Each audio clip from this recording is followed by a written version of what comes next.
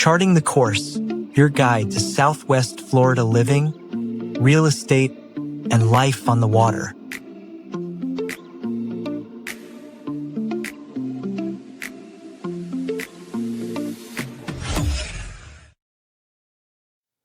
Hi, I'm Mike Ludwig, Waterways in Paradise, realtor and boat captain, and welcome to another edition of Charting the Course.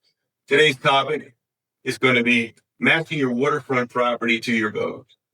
Our guest is Chris Judd. Chris, tell them a little bit more about yourself. Chris Judd, Naples Boat Mart. I've been there with the family there for 14 years now.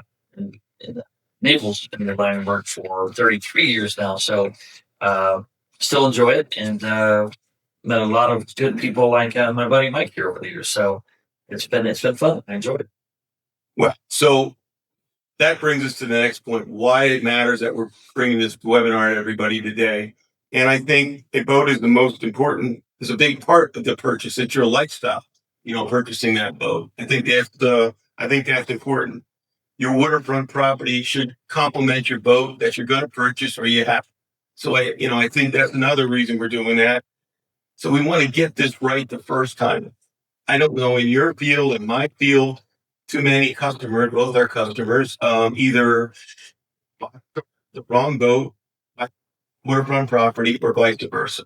So today we want to give them a couple points that'll hopefully, direct that, and they won't have that issue.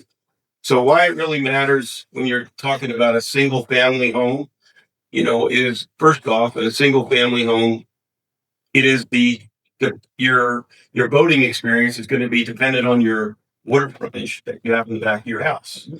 So do you have the room for one boat, two boats, or multiple boats, or a floating dock back there? Like a lot of households, they got more than one car. They sometimes have more than one boat.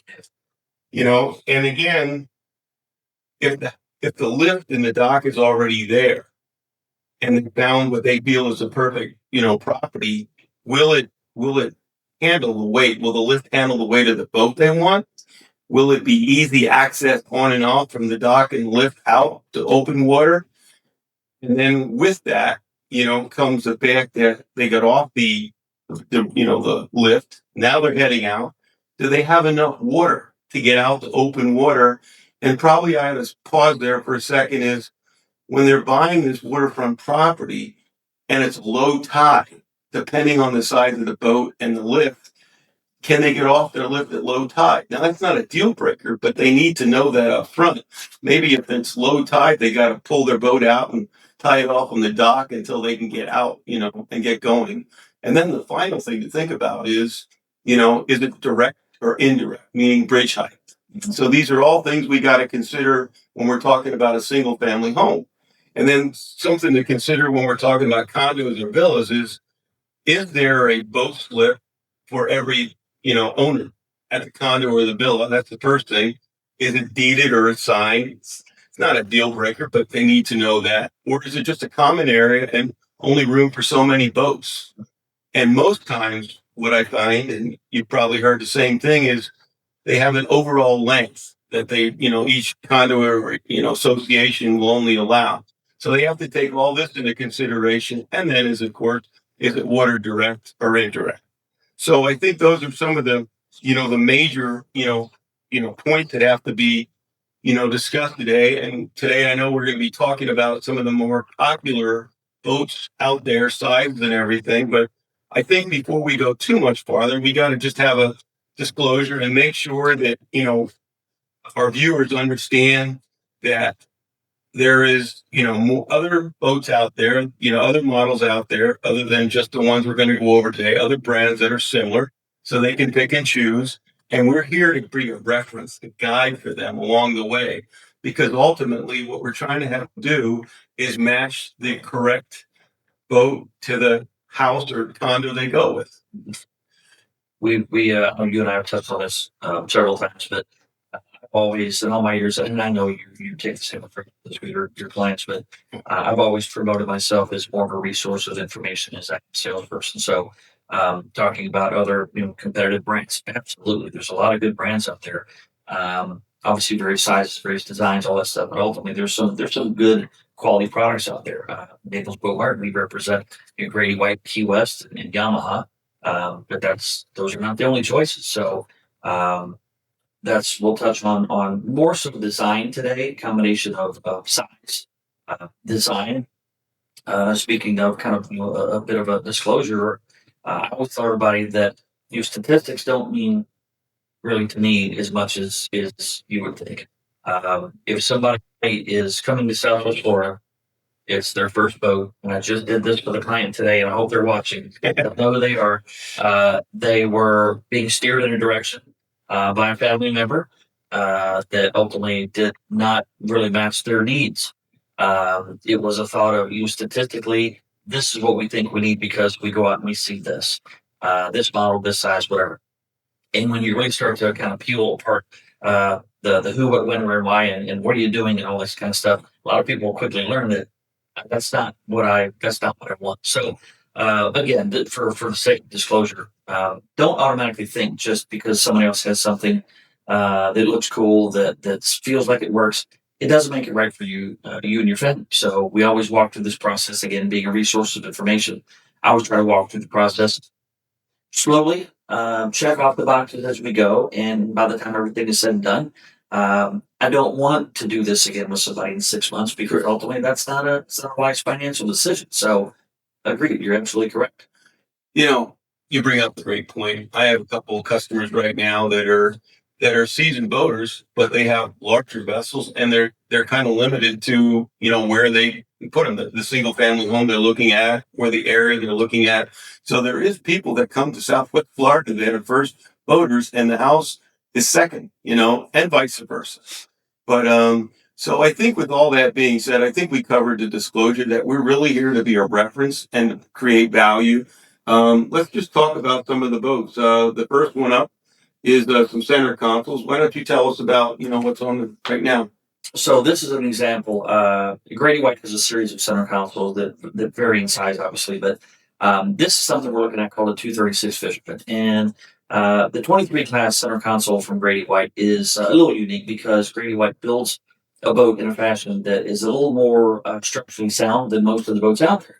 So if we look at an example 23 foot Grady White, you're going to see that the way that boat is built, the quality of the caliber of the build, and the structural integrity of that model is probably going to compete with some boats a little bigger than what it is actually. There's plenty. I'm not going to say plenty. There's in my opinion, there's at or slightly less about a handful of brands that really follow in this caliber of a build. But again, center consoles in general are going to be it's the fishing boat, not to completely tattoo it as only fishing, because these are very family friendly boats as well. You'll see, just like you see in the photo there, you've got a family in the bow of the boat. You've got some seats in the stern. You've got comfortable space for a couple of people at the helm there. You're going to have a console that is large enough to accommodate a head compartment on board. So obviously that is for the family style use. That is something that's very important. So on top of being very, very rugged and capable, it is also very family friendly. As you look at some of the brands, you're going to find a lot of these brands are going to focus a little bit more, whether it be more fishing, more family, and there's some variety there. So this is a good example of just a good quality 23 class center console here in Southwest Florida. So starting off, you would say for the most part, and the most popular size is whatever brand it is, that 22 to 23 foot is probably the starting point when families are looking to get into boating and they're coming down here.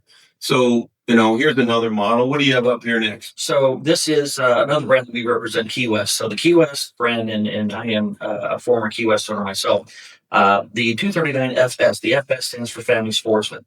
It's available in a variety of sizes, but they really, I'll say that the Key West brand really chases some of the family friendliness, the comfort a bit more than most. One unique feature that you'll see on these is you'll see a full bench configuration across the stern.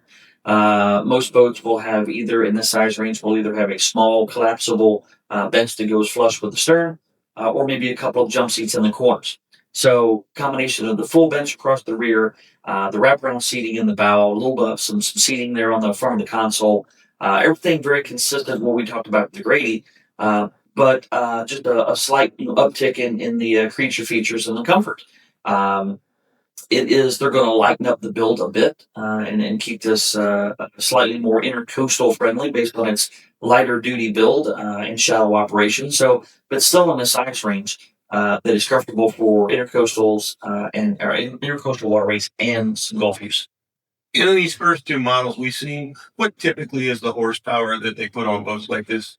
Most popular is going to be a 300. You Okay. can when Yamaha released not too far ago, they released a brand new 350, which is on the same six-cylinder platform that the 300 is that you'll see on this boat and the Grady. And again, this is on all the brands out there in the size range. The 350 is still a similar weight, similar a lot of similarities between the two, just a little more horsepower. Mhm. So I would say 23 footer, you're going to see somewhere in the range of about a 250 to a 350 horsepower. Okay. And next up, we looks like we went to two motors. So what do we got there? So once we get into the 25 class and above, so this is another kind of a general informational comment here. Right. Once you get into the 25 class and above, you're going to see twin power become the preference, and in many instances, the necessity. Not so much for the sake of horsepower numbers, but just based on the size of the boat, it needs twin power. We're going to need not only, yes, an uptick in horsepower, but people are going to really appreciate the fact that once you go to twin power, now we have a far better control of the boat. Okay. Twin power gives you the ability. I joke about it all the time, but it's like operating a tank. Mhm. My father was a tank operator in the Army, and I think that's where I got my talent of operating a twin power boat. But yes, the control, once you get to twin power or more, it's also going to get you, which we'll touch on, I'm sure, as well. But you're going to give you the ability to upgrade to features like the joystick systems, Okay. which is a whole new luxury there for docking. Which that actually, I would think, if it works in the budget of the customer, that even for somebody just learning boating, that joystick could really help to make docking a lot easier. By far, and it takes away a lot of the interaction today. I mentioned it, and once again, hope you guys are watching. This is totally coincidental. One of the things that they fell in love with about the boat that we contracted today, it was a 30 foot Grady White for comparison, and the boat this is their first boat down here. Yep. And it is equipped with a Hellmaster joystick docking system. Correct. And we are firming this all up and actually sea trialing the boat tomorrow. But that is a really, really big, a big option now that, quite honestly, is a lot less costly than it used to be. It's far less than what it used to be, and the technology is far better. But for someone who's a little nervous about their confidence, we talked about it today. But you know this more than I do. Your confidence and the intimidation that comes with voting is a weird sales pitch. It's intimidating, but the intimidation comes from running through the channels. Right. It's when we are returning to dock, Right. when we're pulling up to random dockside destinations for lunch. Something next Right. thing you know, you got a full crowd of people, Yeah. kept in hand, just looking for the entertainment. You're white knuckling, man. So things like the joystick system, combination of joystick and twin power are just big benefits, and it gets people confident with making that jump. Good. Well, that's it. What do we got next? Staying in the center console class. Now, once you get up into the above 25, this specifically is a Grady White 271 Canyon. But the 27 class, a couple of things are going to happen. Obviously, we know we're going to get to a longer boat. We're going to see a taller hull side. That's a good representation of that picture. You're going to see quite a bit of hull side there exposed, or what I'll refer to as freeboard. Okay. And again, twin power boat. Typically a little bit more of an aggressive hull bottom because a 27-foot center console, we're going to assume, regardless of the brand, we're going to assume that one of the bigger purposes of that boat to you and your family is fishing. Right. So if I'm going to go 50, 60 plus miles offshore, this is where in my opinion, that's where this size of the boat really starts to shine. Okay. Just for the sake of our audience who maybe not are been boaters so far, what are those black rods on the top there? So Southwest Florida, our offshore fishing doesn't always demand what is referred to as outriggers. The outriggers on that boat are for offshore trolling. So if you're out there trolling, more commonly say like on the East Coast, deep water trolling, various species of fish that we don't always see popular on our coast. Those are popular. So the ability to actually spread those out, those outriggers out, and have a number of lines in the water without them conflicting with one another, that's the value of that. Okay, great. And what do we have next? So this would be the last of the center console lines, I believe. But this is what's called a 386 Canyon. Grady White's 386. When you get to this size of a center console, it becomes way more than your traditional family center console. Yeah, serious stuff. What you can't see in that photo is more than impressive. The cabin that we start to see in boats of this size range is substantial. So it doesn't jump out at you in this photo, but combination of the cabin space down below, which is appointed like a Fifth Avenue condo, the space that we're going to see in these boats, you get up to the size, and the boats are far wider. And again, I'm talking about 38 foot boats in general. The boats become quite beamy, so the width of the boat creates a lot of stability. Right. You're going to see, obviously, we're going to see triple power. Yeah. You're looking at a boat that is going to hover somewhere around a 20,000 pound vessel that's 13 feet 2 inches wide. It's just a big, burly boat that will really take us about anywhere we need without the fear of conditions. You're going to see some unique features that become standard appointments on boats in that size range, like Seakeeper. Seakeeper, if you don't know, is a really neat feature. It's a Seakeeper, what's called the anti-roll gyro system. So when that system is activated, it really takes over and creates a degree of stability that is tough to duplicate without. You know, I've we are talking about Grady White's, but true story, I've been on Grady White's that size, and I've been in some pretty rough seas offshore. And I have to say, I have been feeling very comfortable under, common sense has to rule. But, you do get a sense of comfort when you're out there. I'm sure you've been in it just like we all have been. And I don't always, when I talk about a certain size of a boat or style of boating, and then I start talking about specifically Grady White and some of these upper tier brands like that, when I make comments about the capabilities of the boat and the offshore, the rugged design, yes, it's very polished and it's a great looking vessel, but the capabilities of the boat, once I start to talk about that, occasionally there's a percentage of people that are going to react with, well, I'm a fair weather boat. We're not going to be on those seas. Well, you say that, but ultimately you are going to join us on our trips. We have a Grady White Owners Club. We're going to take these various trips to the Keys, to various destinations. And it's not uncommon that one leg of that trip is just not going to be like the first. And I think when you get into this class in this, size of boat, I think the other thing to take in mind is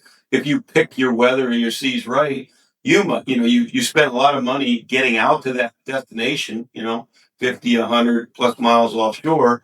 You might want to spend a day or two out there, and that gives you the comfort and the flexibility to do that, in style. And just with this, the center console, I talked about this, I think in our last video, there was when you start to kind of take your boating and break it down into pie chart form. Yeah. And how much of the pie is this, and this. The center consoles, really, in my opinion, you got to be at a minimum the 50-50 boater. At a minimum, probably 50% fishing for the center consoles to really make sense. We'll tap into another category here in a moment which somebody's not so much fishing and they're looking for comfort. Then obviously there's some options. Okay, well then what's up next? There it is, dual console. There you go. So this is one of a big selection of dual consoles out there that are very popular in Southwest Florida. I think I said this earlier, but again, I'll preface the description here with statistics again, that just don't rely on statistics. Buy your boat for what you're going to do for most of the year. Even as far as I will have people make comments about, well, I need a boat that can accommodate 12 people. Why do you need a boat that can accommodate 12 people? Well, we're going to have family down for Christmas. We're going to have family. We're going to do 4th of July, these various events. So let's say at best that's maybe 4-ish times a year. You're going to buy a boat that can accommodate 12 people.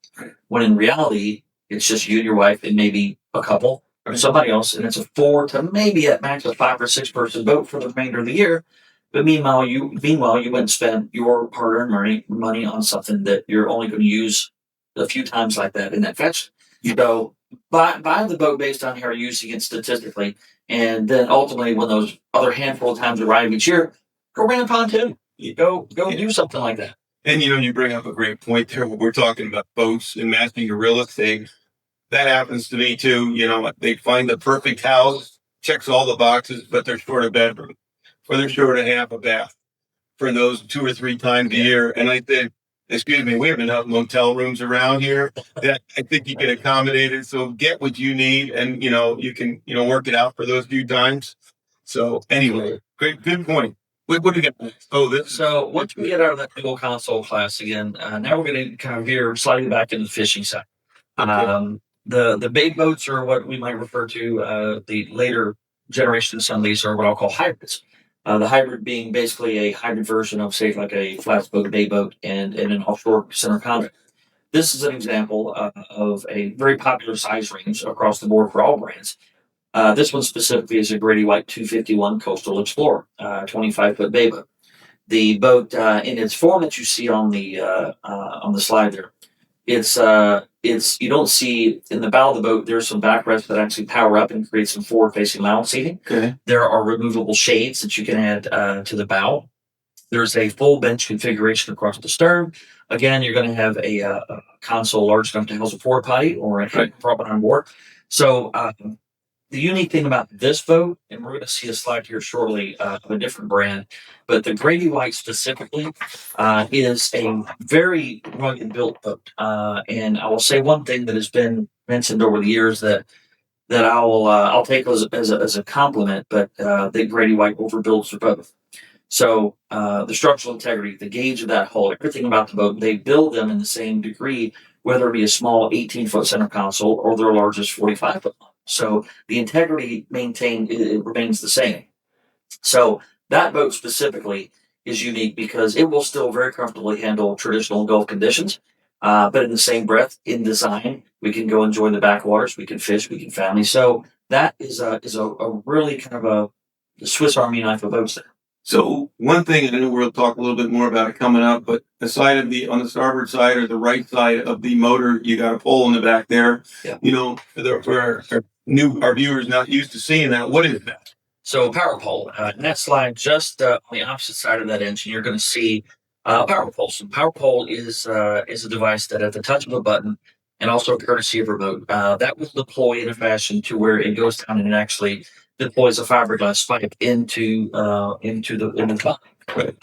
So you don't have to pull out anchors or rely on an anchor windlass or something like that. It is obviously, for obvious reasons, it is an intercoastal feature. You're only going to operate in shallower conditions. That is specific in that photo is called a 10-foot power pole blade. So somewhere in the range of up to about 10 feet of water, you can secure the boat. Good.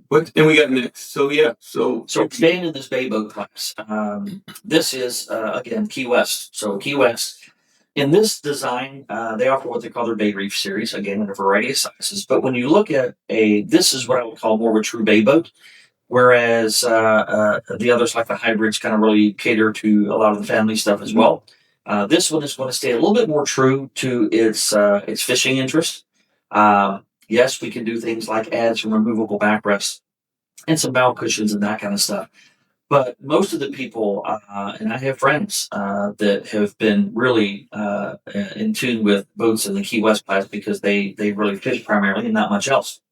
So lighter duty in its build than say some of the hybrids. We're going to take some of that aggressive dead right to the V out of the hull bottom. And we're going to create a boat that is shallower than most and more technical to its fishing interest. Once you become more technical in your fishing demands, then you're going to see, like you see in this slide, you're going to see maybe 2 power poles as opposed to 1. Right. The difference being is if you have 1, depending upon what the wind and current is doing, it's going to allow the boat to spin and move on you.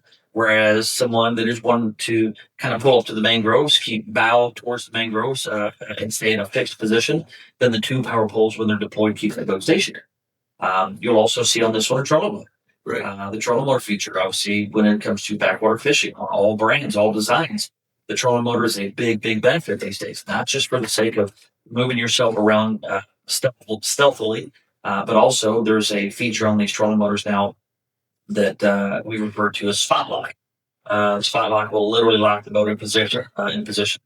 And the trolling motor can be used for a couple other things. Like if you're doing a sunset cruise and you just want to be out and watch it, you just spot lock. You don't have to drop an anchor, and you hold a position and can watch the sun come down. Yeah. I know we saw it earlier, and I kind of saved this point, Chris. I think you did a good job of explaining what a trolling motor is and everything like that. But can you explain a little bit more for our viewers that are new to this? On a larger boat, you were talking about your joystick and what a joystick can do, maybe before they pull up to a dock, or what a joystick can do if they're out fishing a reef, compared to the difference with how that would work. So, a joystick these days, again, so the true benefit of joystick really demands twin power.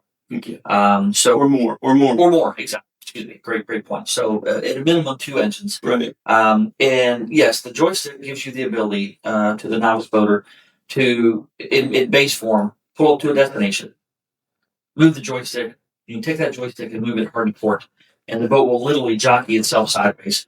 You can go forward, you can go reverse, you can twist the joystick and make the boat spin on its own axis.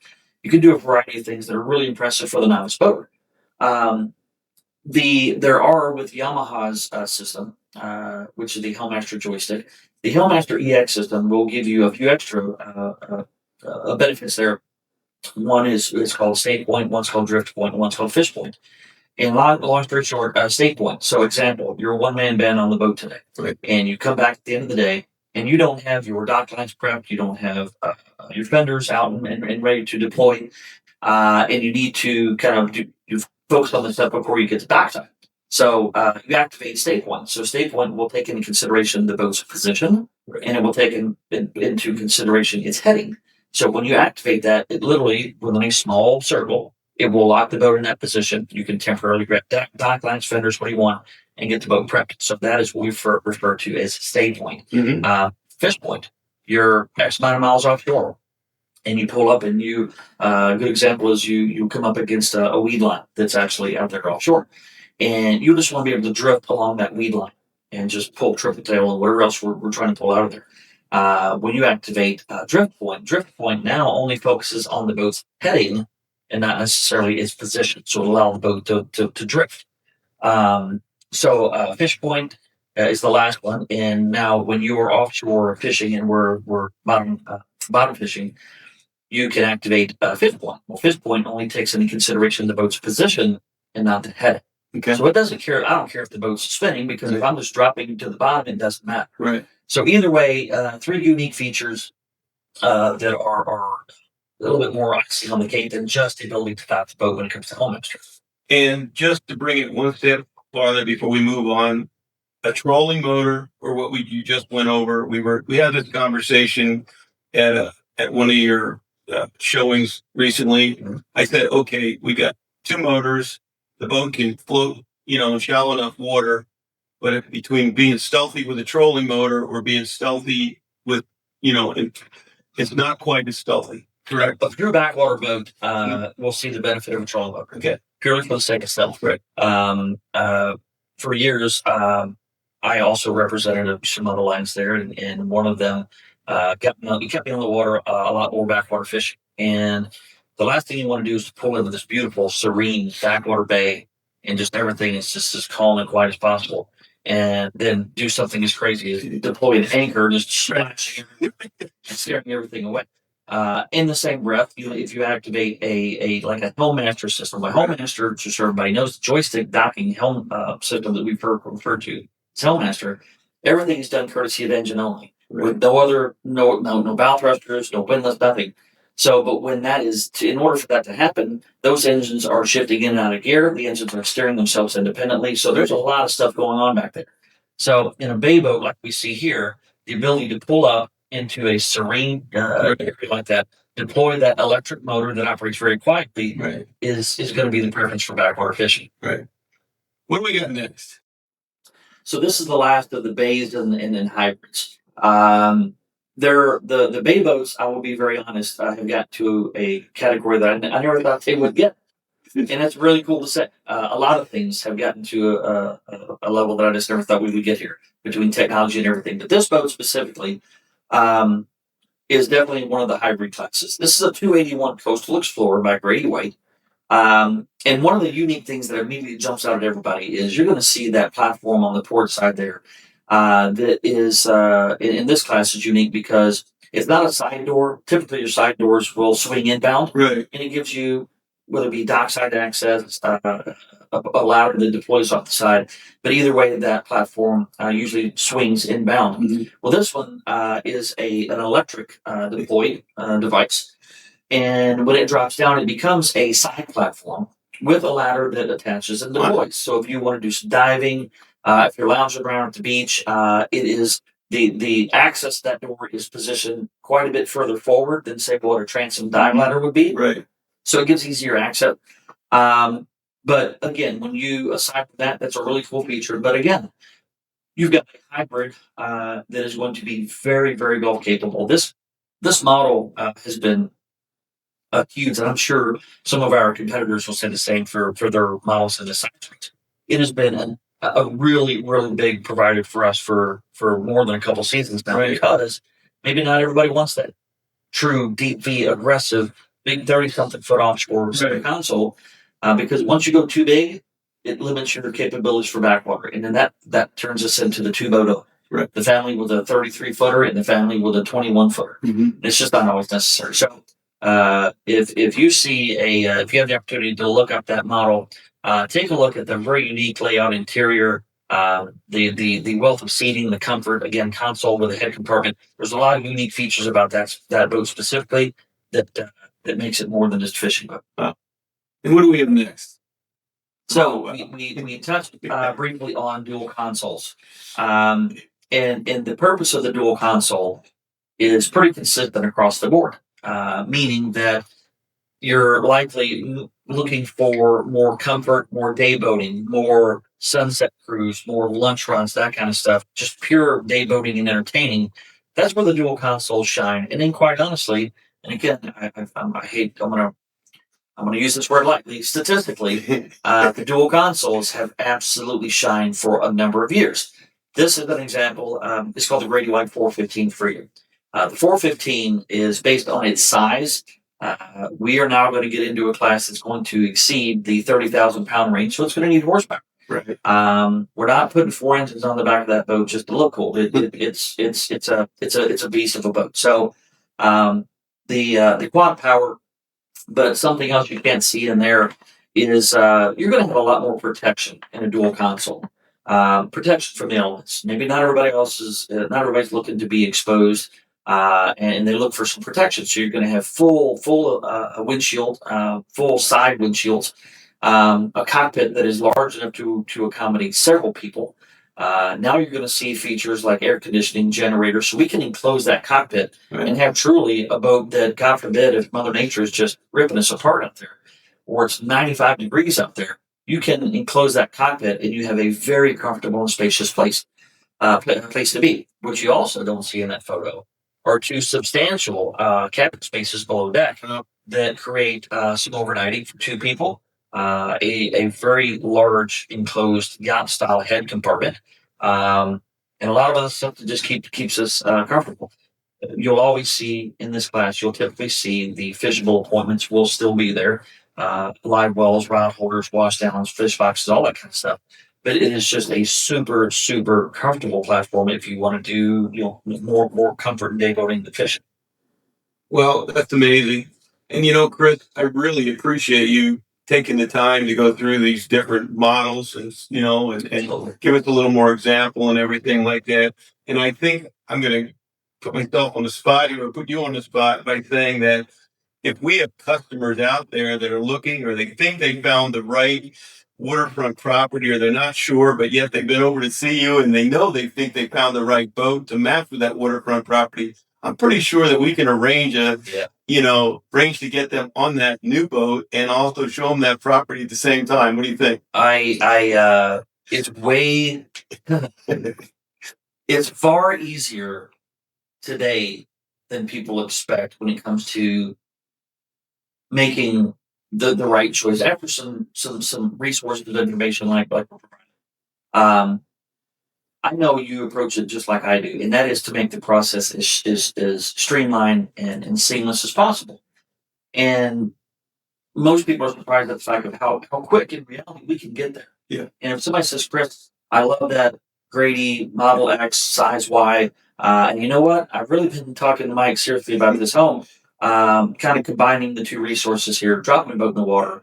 And obviously, let's go see property by the water, and we did that last year, and it was really impressive. So it's fun. This is a fun part. I'm very lucky, and I know you feel the same. Oh, I absolutely. enjoy what I do. This is we sell fun, and knock on wood. I hope I got another 33 years under my belt. Well, So, and we both, ditto there too. I agree with you.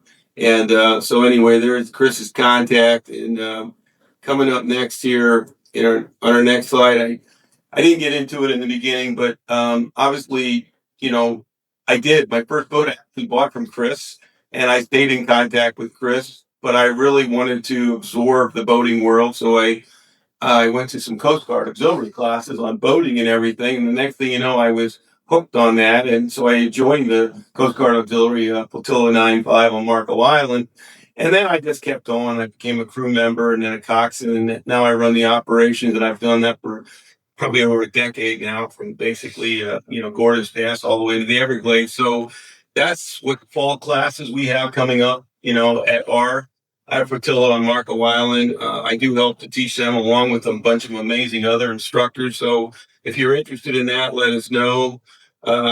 Next, we also do waterfront property tours. If you haven't had a chance to figure out even what kind of boater you think you may be, or what part of the Southwest Florida you really want to, buy some waterfront property, and what the differences are, we'll take you out on a tour. We'll move you around a little bit and try to match your wants, your needs, and your budget, and try to, complete that picture for you. And the other thing about going out on the water, whether it's on a new boat that they're considering buying or whatever, is you just get a total different perception of that property. You can see how much water frontage you have. You can take a look at the dock and lift. You can kind of size things up. You can just see see better feel, because you just don't find these things in the MLF. So that's something else we offer. And again, I am blessed. As I said in the beginning, I am a realtor. My wife Tamara and I have Waterways in Paradise, and we are just blessed to have three amazing agents that work for us, Judy, Brian, and Shelly, and there's their contact information. Matter of fact, Judy and Brian are captains, and of course Shelly's got a lot of experience on the water, so they all have sea legs, so they're all good on the water. And Shelly likes to also swing a club pretty much. So from the Gulf America to the golf courses and in between, I think we got everything pretty well covered. But again, I want to thank you for coming on the show today. I want to thank you for all your valuable information, and it's just been a wonderful time. So this is Captain Mike. We're out. thank you.